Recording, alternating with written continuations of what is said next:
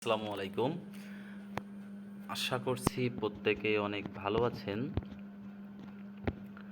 আজ আমরা আরেকটি বোর্ড কোশ্চেন সলভ করব বলে ভিডিওটি শুরু করলাম। তো আজ আমরা আসলে যে বোর্ডের টিকটি সমাধান করব এটি হচ্ছে যশোর বোর্ড 2022 হিসাব বিজ্ঞান প্রথম পত্র। আমরা এখান থেকে 30টি প্রশ্ন একটু বুঝে বুঝে সমাধান করার চেষ্টা করব। অবশ্যই আপনি যেহেতু ভিডিওটি অন করেছেন, অবশ্যই জাস্ট 1 নম্বরের অ্যান্সারটা কোনটা হবে এটা বোঝার জন্যই আপনি এই ভিডিওটি অন করেননি। আপনি ভিডিওটি অন করেছেন এই সমাধানটা কিভাবে আসলে বুঝে বুঝে সমাধান করা যায় এবং অন্য 3টা অপশন আসলে কেন অ্যান্সার হলো না এবং এর সাথে জড়িত আরও যে আনুষঙ্গিক বিষয়গুলো আছে সেগুলা কি কি এইগুলা একসাথে জানার জন্য আসলে ভিডিওটি আপনি অন করেছেন, আমি এইভাবেই ধরে নিলাম।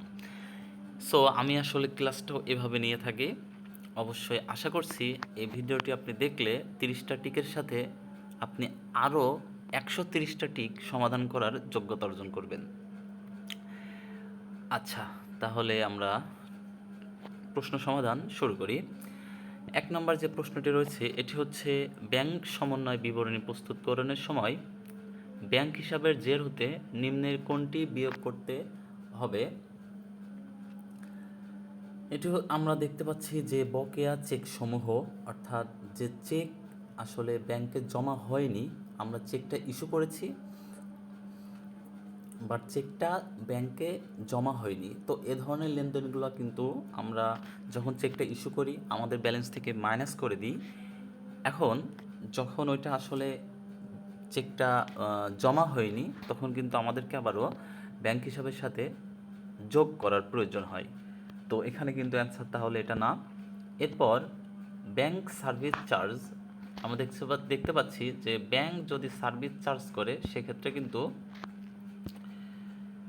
আপনার যে ব্যাংকের ব্যালেন্স আছে সেখান থেকে কিন্তু একটা মাইনাস হবে, কারণ হচ্ছে আপনি ব্যাংক যখন আপনাকে সার্ভিস বাবদ একটা চার্জ করে এটাকে খরচ হিসাবে লিপিবদ্ধ করতে হয়। এখন যদি থাকতো যে ব্যাংক সুদ মঞ্জুর করলো, এই সুদ মঞ্জুর বললে সেক্ষেত্রে কিন্তু আপনার ব্যাংক ব্যালেন্সের সাথে এই টাকাটা যোগ হয়। ওকে, তো এখানে এটাও তবে অ্যান্সার নয়, আমরা খুঁজতেছি যে কোনগুলো আসলে বিয়োগ হবে। ওকে, ও আচ্ছা, এখানে হচ্ছে ব্যাংক সার্ভিস চার্জ করলো, তাহলে এটা কিন্তু বিয়োগই হবে, রাইট। ওকে, এরপরেরগুলো কেন হবে না আমরা দেখি। সেটা হচ্ছে ব্যাংক কর্তৃক লভ্যাংশ আদায়। ব্যাংক কর্তৃক লভ্যাংশ আদায় করলে কিন্তু আপনার ব্যাংক যে অ্যাকাউন্ট আছে সেখানে কিন্তু টাকা বেশি জমা হয়। আবার দেনাদার কর্তৃক যদি সরাসরি ব্যাংকে টাকাটা জমা দিয়ে থাকে সেক্ষেত্রেও কিন্তু আপনার ব্যাংক ব্যালেন্সের পরিমাণ বাড়তে থাকে। 2 নম্বর হচ্ছে অগ্রিম আয়, অগ্রিম প্রাপ্ত আয় কারবারের জন্য একটি কী।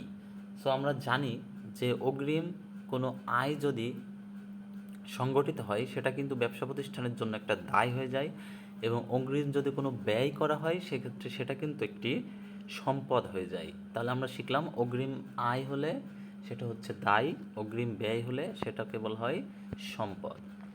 এরপর নিম্নের কোনটি আলগা পাতায় প্রস্তুত করতে হয়, এটা আমাদেরকে শিখতে হবে যে আলগা পাতায় আমরা প্রস্তুত করে থাকি কার্যপত্র। এরপর জনাব জামান তার প্রতিষ্ঠানে অগ্রদত্ত পদ্ধতিতে খুচরা নগদান বই সংরক্ষণ করেন। নির্ধারিত অগ্রদত্ত টাকার পরিমাণ 6,500 টাকা এবং 2021 সালের জুন মাসে মোট খুচরা খরচের পরিমাণ ছিল 4,200 টাকা।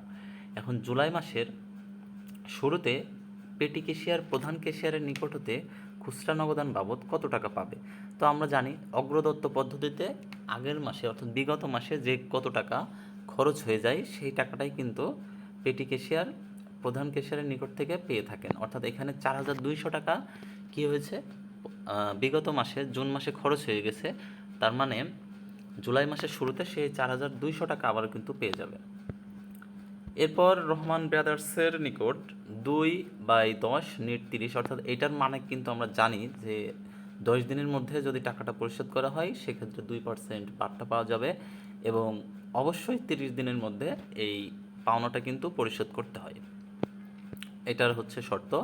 এবং 40,000 টাকার পণ্য ক্রয় করা হলো। তাহলে 10 দিনের মধ্যে যদি মূল্য পরিশোধ করা যায় তাহলে 800 টাকা বার্তা পাওয়া আসলে যাবে কি না। তো আমরা দেখি 40,000 2%, ইয়েস 800 টাকা হয়, তাহলে 1 নম্বরটা হবে। এরপর 2 দিনের মধ্যে মূল্য পরিশোধ করলে 4,000 টাকা বার্তা পাওয়া যাবে না, এটা হচ্ছে ভুল কথা। এরকম কোনো শর্ত কিন্তু আমাদের দেওয়া নাই। এরপর হচ্ছে 30 দিনের মধ্যে অবশ্যই মূল্য পরিশোধ করতে হবে, ইয়েস। তাহলে আমি কিন্তু আগেই বলেছিলাম যে 10 দিনের মধ্যে টাকাটা পরিশোধ করলে সে 2% বার্তা পাবে, অবশ্যই 30 দিনের মধ্যে পরিশোধ করতে হবে। তাহলে উত্তর হয়ে গেল 1 আর 3। এরপর আমরা দেখছি মুনতাসির কোম্পানির 1 জানুয়ারি 2020 তারিখে একটি মেশিন ক্রয় করলো। মেশিনটির ক্রয় মূল্য ছিল হচ্ছে 1 লক্ষ টাকা এবং আনুমানিক আয়ুষ্কাল ছিল 10 বছর, ভগ্নাবশেষ মূল্য ছিল 5,000 টাকা। তো আপনারা কিন্তু যদি এই চ্যানেলের ভিডিওগুলো দেখে থাকেন তাহলে অবশ্যই দেখবেন যে এই এই জাতীয় অঙ্কগুলো কিন্তু প্রতিটা বোর্ডেই আসলে একটি করে অথবা 2টি করে প্রশ্ন এসে থাকে।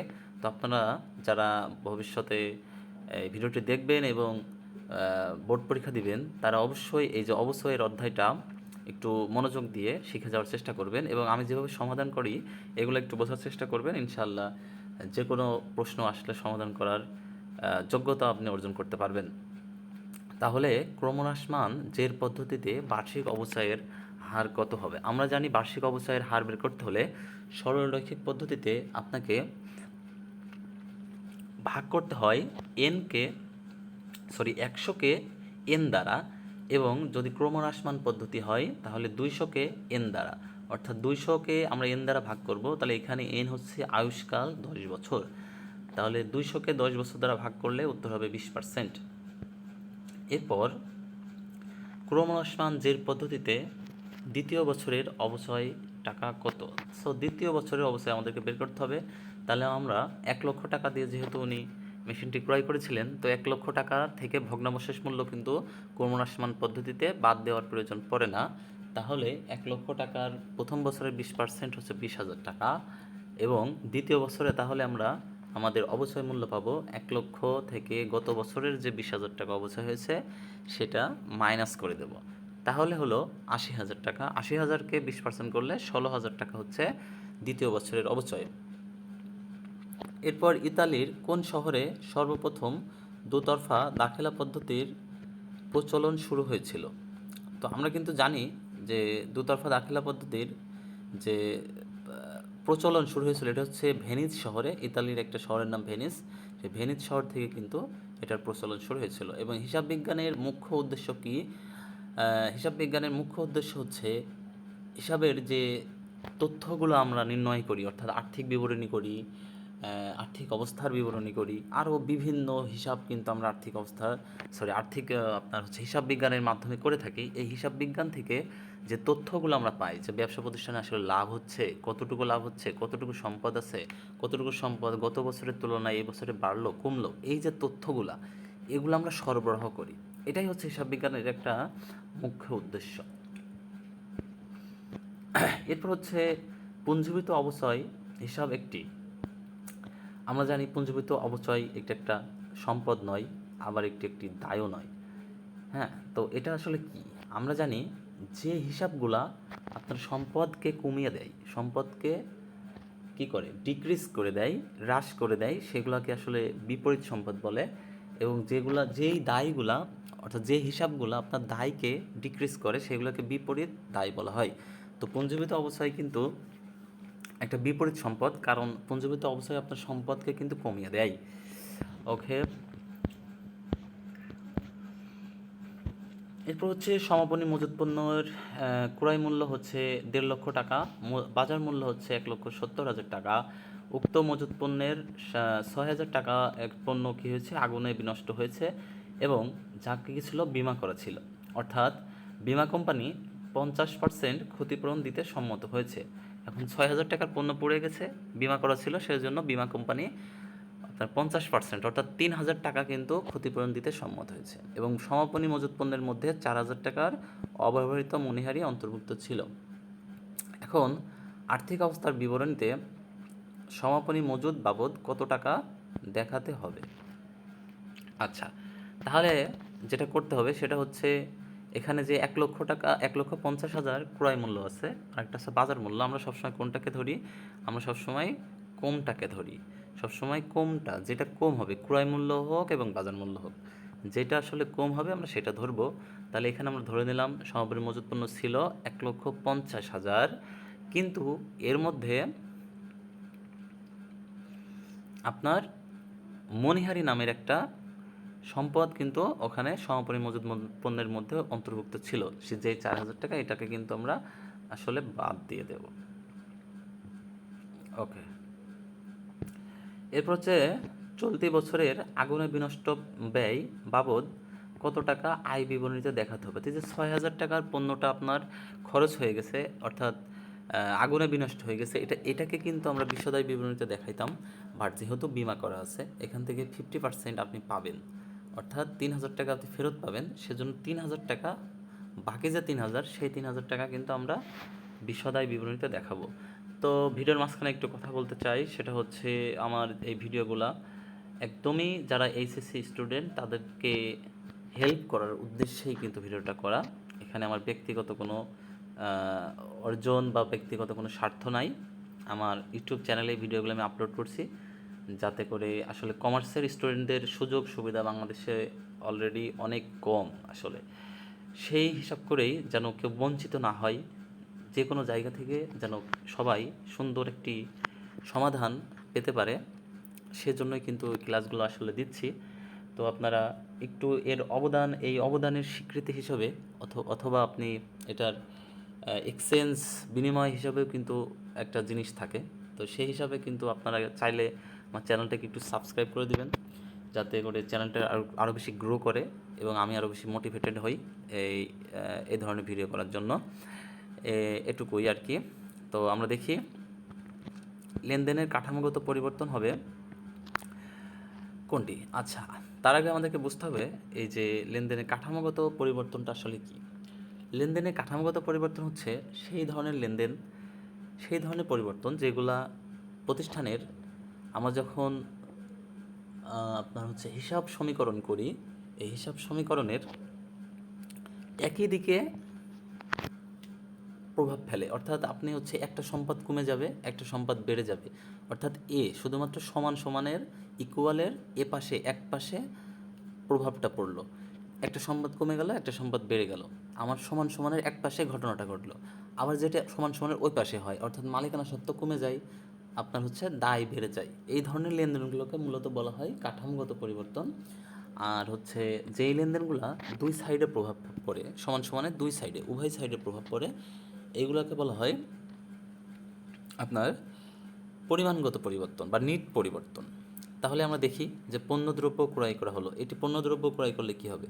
পণ্যদ্রব্য ক্রয় করলে আপনি ক্রয় করলেন, মালিকানা সত্ত্ব হ্রাস পাবে, নগদে ক্রয় করলে নগদ হ্রাস পাবে। তাহলে দুই সাইডে প্রভাব পড়ছে, তার মানে অবশ্যই পরের দুইটা কিন্তু অ্যান্সার। এরপর জনাব কাশেম 50,000 টাকার পণ্য বিক্রি করেন। বিক্রয়ের উপর 15% হারে ভ্যাট ধার্য করা হলে প্রাপ্য হিসাবের পরিমাণ কত টাকা? জনাব কাশেম 50,000 টাকার পণ্য বিক্রি করেন, ভালো কথা করলো। বিক্রয়ের উপর 15% যদি ভ্যাট ধার্য করা হয়, সেক্ষেত্রে প্রাপ্য হিসাবের পরিমাণ কত? আপনি 50%-এর 15,000 কাটেন, তাহলে হয়ে যাবে কত? 7,500 টাকা। এই 7,500 যোগ করেন, 57,500 টাকা হচ্ছে আপনার টোটাল প্রাপ্য হিসাবের পরিমাণ। এরপর হচ্ছে আসবাবপত্র ক্রয়। আসবাবপত্র ক্রয়, এটা হচ্ছে ক্রয় হিসাবে ডেবিট করা হয়। এটা কোন ধরনের ভুল? এখন এখানে একটা জিনিস বোঝা লাগবে আমাদের খুব সুন্দর করে। আপনি একটু মাথা ঠান্ডা করে, যদি কারোর মাথায় গার্লফ্রেন্ডের চিন্তাভাবনা ঘোরাফেরা করে, তাহলে ওই চিন্তাটা একটু সরিয়ে রাখেন, একটুখানি আপনি এই 15 নম্বর প্রশ্নটা বোঝার চেষ্টা করেন। আর যদি কোনো আপু দেখে থাকেন, তাহলে আপনি আপনার বয়ফ্রেন্ডের চিন্তাভাবনা মাথায় থাকলে একটু সরিয়ে রাখেন, একটুখানি 15 নম্বর প্রশ্নটা বোঝার চেষ্টা করেন। তাহলে আসবাবপত্র ক্রয়, এটা অ্যাকচুয়ালি কি হিসাব ডেবিট করার কথা ছিল? এটার কথা ছিল আসবাবপত্র হিসাব ডেবিট করা, কিন্তু আমরা করে ফেলছি ক্রয় হিসাব ডেবিট, কিন্তু এটা তো উচিত ছিল না। তো আমরা জানি যে এক ধরনের ভুল আছে, যে ভুলটাকে বলা হয় নীতিগত ভুল। সেটা কি? সেটা হচ্ছে কোনো স্থায়ী সম্পদকে যদি আপনি চলতি হিসাব অথবা কোনো চলতি হিসাবকে যদি স্থায়ী হিসাবে লিপিবদ্ধ করে ফেলেন, এই ধরনের হিসাবগুলোকে বা ভুলগুলোকে বলা হয় নীতিগত ভুল। অর্থাৎ আসবাবপত্র ছিল একটা সম্পদ, কিন্তু আপনি লিখলেন ক্রয়, তাহলে ক্রয়টা হলো একটা ব্যয়। অর্থাৎ সম্পদ না লিখে আপনি ক্রয় লিখেছেন, এটা একটা নীতিগত ভুল। ঠিক আছে, এটা হচ্ছে একটা নীতিগত ভুল। তাহলে এই জিনিসটা কিন্তু পরীক্ষায় অনেক বেশি আসে, যার কারণে কিন্তু একটু আপনাদের ওই যে চিন্তা ভাবনাগুলো একটু পাশে মানে সাইডে রাখতে বললাম। যাই হোক, এটা হচ্ছে আমাদের যশোর বোর্ড 2022-এর একটা হিসাব বিজ্ঞান প্রথম পত্রের প্রশ্নের সমাধান ছিল। 15 নম্বর পর্যন্ত এই পর্বে সমাধান করা হলো। আমি দ্বিতীয় পর্বে অবশ্যই বাকি যে 15টি কোশ্চেন আছে সেগুলোর সমাধান থাকবে, এবং সেই ভিডিওর লিঙ্কটা কিন্তু এই ভিডিওর ডিসক্রিপশন বক্সে আমি দিয়ে রাখবো, আপনারা ওখান থেকে ভিডিওটা দেখে নিতে পারবেন। তো দেখা হবে, কথা হবে আপনাদের সাথে আবারও পরবর্তী কোনো ভিডিওতে। আর যদি কারোর কোনো প্রশ্ন থেকে থাকে, কোনো আমার কথা বলায় যদি কোনো ভুল থেকে থাকে, যেহেতু মানুষ ভুল হতে পারে, কথা বলার সময় যেহেতু ক্যামেরার সামনে কথা বলে ভুল হতে পারে, আপনারা সেটা অবশ্যই ক্ষমা সুন্দর দৃষ্টিতে দেখবেন এবং কমেন্টে এটা জানিয়ে দেওয়ার চেষ্টা করবেন। ধন্যবাদ সকলকে।